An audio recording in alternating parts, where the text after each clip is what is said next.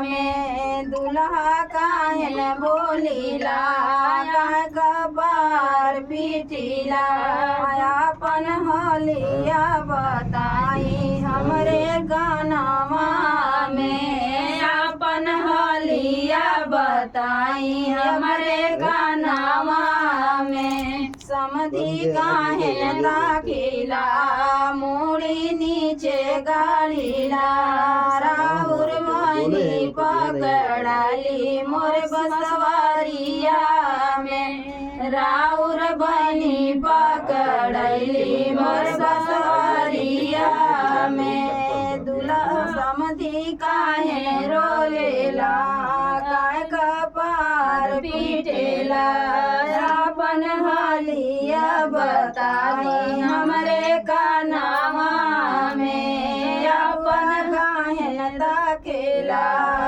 मुड़ी हेठे गाड़ेला राउर दीदी पकड़ाली मोरला टोलिया में राउर दीदी पकड़ाली माला टोलिया में।